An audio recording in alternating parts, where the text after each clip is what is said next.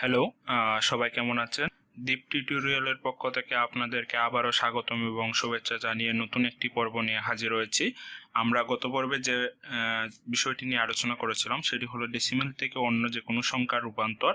এটি ছিল আমাদের মূল টপিক এবং তারই ধারাবাহিকতায় আমরা আলোচনা করেছিলাম বাইনারি ডেসিমেল থেকে বাইনারি সংখ্যা পদ্ধতি। এটি নিয়ে আমরা গত পর্বে দেখেছি। আজকে আমরা দেখব ডেসিমেল থেকে হেক্সাডেসিমেল। এই বিষয়টি নিয়ে আমরা আলোচনা করার চেষ্টা করব। তাহলে শুরু করা যাক ডেসিমেল থেকে হেক্সাডেসিমেলের রূপান্তরের পদ্ধতি। তার আগে আমি গত পর্বের দুটি নিয়ম লিখে দিয়েছিলাম, সেই নিয়মগুলো আপনাদেরকে একটু মনে করে দিই। নিয়মগুলো ছিল ডেসিমেল সংখ্যা পদ্ধতি কখনোই ব্যবহৃত হবে না যখন আমরা ডেসিমেল থেকে অক্টাল, বাইনারি এবং হেক্সাডেসিমেলে রূপান্তর করব, তখন এই নিয়মটি হবে। ডেসিমেল সংখ্যা পদ্ধতি কখনো ব্যবহৃত হবে না। এবং ভাগ এবং গুণ, বেজ এবং ভিত্তি এবং প্রাপ্ত সংখ্যা যদি একই দিকে না থাকে তাহলে ভাগ করতে হবে, এবং ভিত্তি এবং প্রাপ্ত সংখ্যা যদি একই দিকে থাকে তাহলে গুণ করতে হবে। এটি নিয়ে আমি গত পর্বে বিস্তারিত আলোচনা করেছি। যারা আমার গত পর্বে ভিডিওটি দেখেননি তারা অবশ্যই দেখে নেবেন। আমি ধারাবাহিকভাবে ভিডিওগুলো তৈরি করছি, আপনারা যদি ধারাবাহিকভাবে দেখেন তাহলে অবশ্যই বুঝতে পারবেন। তাহলে আজকের পর্বটি শুরু করা যাক। আজকে এখানে আপনারা দেখতে পাচ্ছেন ডেসিমেল থেকে হেক্সাডেসিমেলে রূপান্তর। আমরা আজকে এই বিষয়টি নিয়ে আলোচনা করার চেষ্টা করব, কিভাবে রূপান্তর করতে হয় ডেসিমেল থেকে হেক্সাডেসিমেলে। আমি এখানে একটি উদাহরণ লিখেছি, ডেসিমেল থেকে হেক্সাডেসিমেলে রূপান্তরের একটি উদাহরণ আপনারা এখানে দেখতে পাচ্ছেন। আমরা গত পর্বে দেখেছিলাম, একটু আগে আমরা দেখেছি এখানে আমাদেরকে কি করতে হবে। আমাদের এখানে দেখতে হবে এখানে আমাদের যে বেজ এবং প্রাপ্ত সংখ্যা যেটি রয়েছে সেটিকে একই দিকে নাকি বিপরীত দিকে। অবশ্যই বিপরীত দিকে, কারণ বেজটার সমানের ডান দিকে এবং প্রাপ্ত যে সংখ্যাটি সেটি হলো সমানের বাম দিকে। তাহলে আমাদেরকে কি করতে হবে, বেজ এবং ভিত্তি প্রাপ্ত সংখ্যা একই দিকে না থাকলে আমাদেরকে ভাগ করতে হবে। তাহলে আমরা এটি ভাগ করব। 850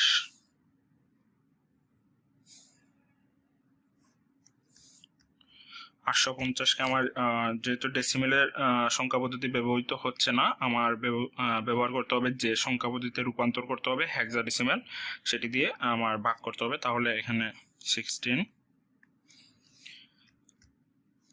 53, এখানে ভাগ করলে হবে 53 এবং ভাগ শেষ হবে 2।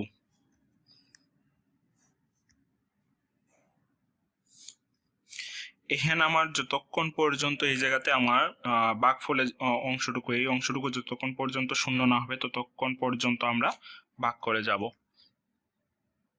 348 ভাগ শেষ থাকবে আপনার এই জায়গাতে, ভাগ শেষ হবে 5, তারপর আবার 16 দিয়ে ভাগ করতে হবে। এখন এই জায়গাতে পাবো আমরা 0 এবং এখানে ভাগ শেষটি হবে 3। তাহলে আপনারা এটি বুঝতে পেরেছেন, এটি হলো আমার ভাগশেষে, এটি হলো আমার ভাগশেষ এবং এটি হলো আমার ভাগফল। দেখেন ভাগফলের জায়গাটুকুতে এখানে 0 আসছে। তাহলে এখন আমাদেরকে কিভাবে কাউন্ট করতে হবে, আমাদেরকে অবশ্যই নিচ থেকে উপরের দিকে, এটি মনে রাখবেন। এইখানে যেটি রয়েছে সেটি হলো, এটি হলো আমার পূর্ণাংশের অংশ, ঠিক আছে। পূর্ণাংশের অংশটুকুতে আমরা নিচ থেকে উপরের দিকে কাউন্ট করব। তাহলে এখানে আমার আনসারটি আমরা কি লিখতে পারি,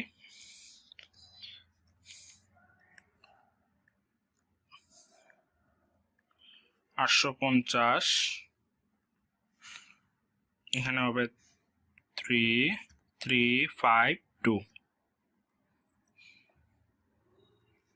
16। এটি হলো আমার প্রাপ্ত আনসার। তাহলে আমার হেক্সাডেসিমেলের রূপান্তর হয়ে গেছে। আপনারা এখানে দেখতে পাচ্ছেন হেক্সাডেসিমেলের রূপান্তর হয়ে গেছে। এখন এই পদ্ধতি আমি অন্যভাবে করতে পারি, আপনাদের আমি দুইভাবে দেখাচ্ছি, আপনারা যেভাবে করতে সুবিধা হবে আপনারা সেইভাবে করতে পারেন। এখানে প্রথমে যেটি করতে হবে আপনাদেরকে সেটি হলো, এখানে প্রথমে সংখ্যা, ভাগফল, তারপর লিখতে হবে ভাগশেষ, ভাগ শেষ। এই পদ্ধতিতে আপনারা এই ডেসিমেল থেকে বাইনারিতেও করতে পারেন, এই পদ্ধতি অক্টালে করতে পারেন, হেক্সাডেসিমেলে করতে পারেন। আপনারা যে কোনো একটি বুঝেন তাহলে আপনারা বাকিগুলো নিজেরা করতে পারবেন। তাহলে এখানে আমার যেটি করতে হবে সেটি হলো 850 ভাগ 16। তাহলে এখানে আমার ভাগফলটা হবে 53 এবং ভাগশেষ হবে 2। ঠিক একইভাবে 53কেও 16 দিয়ে ভাগ করতে হবে। এখানে যেভাবে করেছি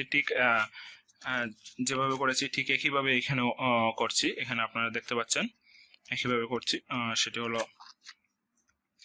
এখানে ভাগফল আসছে আমার 3 এবং এখানে ভাগশেষ হলো 5। ঠিক একইভাবে আমার 3কেও ভাগ করতে হবে 16 দিয়ে। তাহলে এই জায়গাতে আমার হবে 0, ভাগফল হবে 0 এবং ভাগশেষটা হবে এখানে 3। তাহলে আশা করি আপনারা এই নিয়মটি বুঝতে পেরেছেন। ঠিক একইভাবে আপনারা বাইনারিটা করতে পারেন। মনে করেন এখানে বলা হয়েছে আপনাকে বাইনারিতে করার জন্য, তাহলে এখানে কি করবেন, 2 দিয়ে ভাগ করে নেবেন। যদি বলে অক্টালে তাহলে এখানে 8 দিয়ে ভাগ করে নেবেন। নিয়ম একইভাবে আপনারা একটি বুঝতে পারলে বাকিগুলো নিজেরাই করতে পারবেন। তাহলে আমি সাধারণত যে নিয়মে করব সেটি হলো এই নিয়মেই আমি করব, এইভাবে আমি করব। এটি আপনাদেরকে দেখিয়েছি। আপনাদের যদি ভালো লাগে তাহলে আপনারা যে কোনো একটি নিয়ম বেছে নিতে পারেন। তাহলে এখানে আপনারা দেখতে পাচ্ছেন 352। আশা করি আপনারা এটি বুঝতে পেরেছেন। এখন আমরা আরেকটি নিয়ম দেখব, সেটি এখন পূর্ণাংশ এবং ভগ্নাংশের একটি নিয়ম। এই নিয়মটি সম্বন্ধে এখন আমি আপনাদেরকে দেখাবো। আপনাকে এই ডেসিমেল থেকে কি করতে হবে, হেক্সাডেসিমেল রূপান্তর করতে হবে। তাহলে আমরা জানি এই অংশটুকু হলো আমাদের পূর্ণাংশের অংশ, এটি হলো আমাদের পূর্ণাংশ এবং এটি হলো আমাদের ভগ্নাংশ। তাহলে আমরা পূর্ণাংশের ক্ষেত্রে যেটি করতে পারি,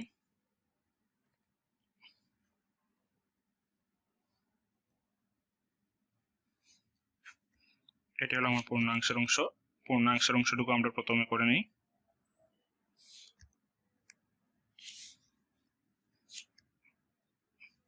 যেহেতু আমার বিপরীত দিকে রয়েছে সংখ্যা এবং বৃত্তি, প্রাপ্ত সংখ্যা এবং বৃত্তি বিপরীত দিকে, সেজন্য আমাদেরকে ভাগ করতে হবে। এখানে ভাগ করার পর আমরা যেটি পাবো সেটি হলো এখানে 27 হবে এবং এখানে ভাগশেষ 4 হবে। ঠিক একইভাবে এখানে 1, এখানে আসবে 11। আশা করি আপনাদের এটি মনে রয়েছে। হেক্সাডেসিমেল সংখ্যা পদ্ধতি আমরা 1 থেকে 9 পর্যন্ত লিখব, তারপর এ থেকে এফ পর্যন্ত লিখব। সেজন্য আমাদের 11 হলো আপনার বি, আপনারা দেখতে পারেন। তারপর আবার ভাগ করতে হবে 16 দিয়ে। যদি আমি এখানে ভাগ করি তাহলে এই জায়গাতে আমার এই যে ভাগফলের অংশটুকু আমার কি হয়েছে, 0 হয়েছে। তাহলে এখানে আমার ভাগশেষ থাকবে 1। তাহলে আমরা পূর্ণাংশের অংশটুকুতে আমরা কি পেয়েছি, পূর্ণাংশের অংশটুকু যেহেতু আমার নিচ থেকে উপরের দিকে 1 বি তারপর 4, এটি হলো আমার পূর্ণাংশের অংশটুকু। এখন আমরা কি করব, ভগ্নাংশের অংশটুকু নিয়ে কাজ করব। আশা করি আপনারা পূর্ণাংশের অংশটুকু বুঝতে পেরেছেন। এখন আমরা ভগ্নাংশের অংশটুকু নিয়ে কাজ করব। ভগ্নাংশের ক্ষেত্রে আমাদের যে কাজটি করতে হবে সেটি হলো সংখ্যা, পূর্ণ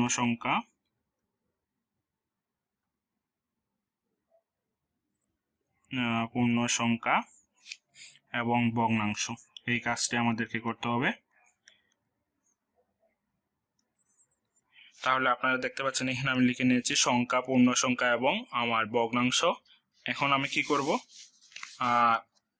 ভগ্নাংশের অংশটুকু এই জায়গাতে করব। আমার ভগ্নাংশ হলে এই অংশটুকু আমার ভগ্নাংশের অংশ। তাহলে ভগ্নাংশের অংশটুকু যেহেতু এটি আমার ভগ্নাংশের অংশ রয়েছে, এটি আমার ভগ্নাংশের অংশ, তাহলে 0.32 ভগ্নাংশের অংশটুকুতে আমি কি করব 16 দিয়ে গুণ করব, ঠিক আছে। আর পূর্ণাংশের অংশটুকুতে আমরা ভাগ করব, আর ভগ্নাংশের অংশটুকুতে গুণ করব এই জায়গাতে। তাহলে ভগ্নাংশের অংশটুকু সব সময় গুণ হবে, 16 দিয়ে গুণ করলে এখানে আমরা পাবো 5.12। তাহলে আমার পূর্ণ সংখ্যা হলো 5, আর এখানে ভগ্নাংশ হচ্ছে আপনার 0.12। তারপর কি করতে হবে, আবার ভগ্নাংশের অংশটুকুকে এই জায়গার ভগ্নাংশের অংশটুকু নিয়ে আবার 16 দিয়ে গুণ করতে হবে। 16 দিয়ে গুণ করলে এখানে হবে 1.92। তাহলে পূর্ণ সংখ্যা হলো 1 আর 0.92 হলো ভগ্নাংশ। আবার এখানে কি করতে হবে, গুণ করতে হবে 0.92 দিয়ে। গুণ করার পর এই জায়গাতে হবে আমার 14.72। তাহলে আমার 14 আমার পূর্ণ সংখ্যা এখানে আমি লিখছি 14।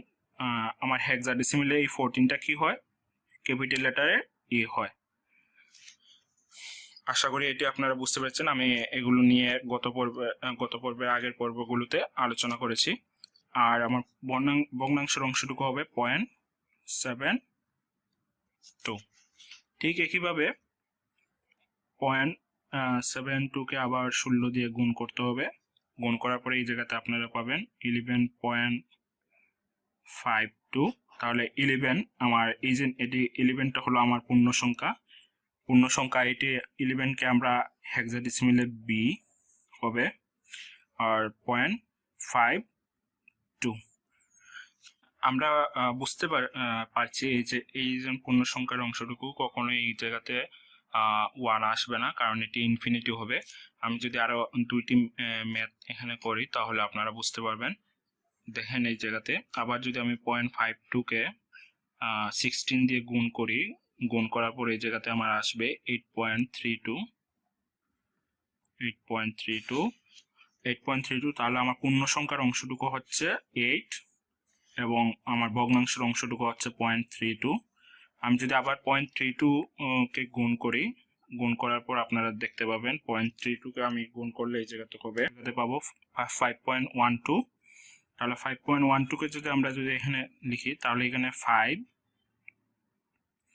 এবং 0.12 হলো আমার ভগ্নাংশ অংশটুকু। তাহলে আপনারা দেখতে পাচ্ছেন একটা জিনিস খেয়াল করে দেখেন আপনারা, সেটি হচ্ছে এই জায়গাটুকুতে আমরা এসে এই যে এখানে 5 চলে আসছে। আমি যদি আরেকটি করি আপনাদেরকে দেখিয়ে দিই, 0.12 ইন্টু 16 1.92। তাহলে এই জায়গাতে আমার পূর্ণাংশের অংশটুকু হবে 1 এবং আমার ভগ্নাংশের অংশটুকু হবে 0.92। এই দেখেন এই জায়গাতে 5 আসছে, এই জায়গাতে 1 আসছে। তাহলে ঠিক কিভাবে কি এই আগের জায়গাতেই ফিরে যাচ্ছে 5 এবং 1। তাহলে আমরা বুঝতে পারছি এই জায়গাতেই আমাদের ম্যাথটা শেষ করলেই হবে, বা এইটুকু পর্যন্ত করতে পারেন আপনারা। আমি এই জায়গাতেই শেষ করে দিচ্ছি, কারণ এই যে এই তিনটি অংশ কিন্তু আমরা দেখতে পাচ্ছি রিপিট হচ্ছে। এই জায়গায় 5, এই জায়গায় 5, 1 1 যখন রিপিট হচ্ছে তখন আমরা কি বুঝবো, যেন এটি ইনফিনিটি, এটি বারবার এইভাবে চলতে থাকবে। তাহলে এটি চলতেই রয়েছে, সেজন্য আমি এই তিনটি আপনাদেরকে দেখিয়ে দিয়েছি। এখান থেকে আমরা যেটি পাবো সেটি হলো যে আমাদের এখানে যেহেতু বারবার রিপিট হচ্ছে তাহলে এটি ইনফিনিটি। এখানে আমরা বলতে পারি এখানে 0.32, এই জায়গাতে 0.32। তাহলে আমাদেরকে কি করতে হবে, পূর্ণাংশের অংশটুকুতে আমাদেরকে কি করতে হবে, উপর থেকে নিচের দিকে কাউন্ট করতে হবে। উপর থেকে নিচের দিকে কাউন্ট করলে তাহলে এখানে হবে 5 1 5 1 14 কে আমরা ই লিখবো, এ বি 8 5।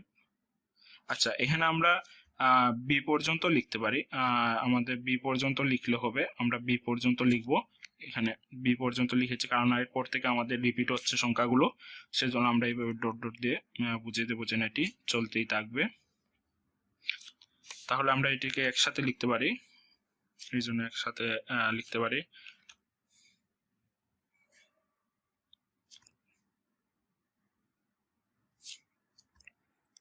তাহলে 436 এই জায়গাতে আমরা পেয়েছি হেক্সাডেসিমালের 1B4, আর 0.32 অংশটুকু আমরা পেয়েছি এখানে 5, 1, E, B এবং এটি ইনফিনিটি। এই যে, আশা করি আপনারা এই অংশটুকু বুঝতে পেরেছেন। আমি আপনাদেরকে একটি জিনিস আবার বলে দিই, পূর্ণাংশের ক্ষেত্রে পূর্ণাংশের অংশটুকু যেটি হবে সেটি হলো বেস দ্বারা ভাগ হবে, এবং ভগ্নাংশের অংশটুকু আপনারা দেখতে পাচ্ছেন এখানে বেস দ্বারা গুণক হবে, এবং পূর্ণাংশের অংশটুকু আমরা নিচ থেকে উপরের দিকে এবং ভগ্নাংশের অংশটুকু আমরা উপর থেকে নিচের দিকে কাউন্ট করব। এই লেকচারটি বুঝতে পেরেছেন? যদি কোনো সমস্যা হয় আপনারা অবশ্যই কমেন্ট বক্সে জানাবেন, এবং আজকের পর্বটি যদি আপনাদের ভালো লাগে তাকে অবশ্যই আমার চ্যানেলটিতে আপনারা সাবস্ক্রাইব করবেন এবং শেয়ার করবেন অন্যদের সাথে। আজকে এতটুকুই শেষ করছি। ভালো থাকবেন, সুস্থ থাকবেন। ধন্যবাদ সবাই।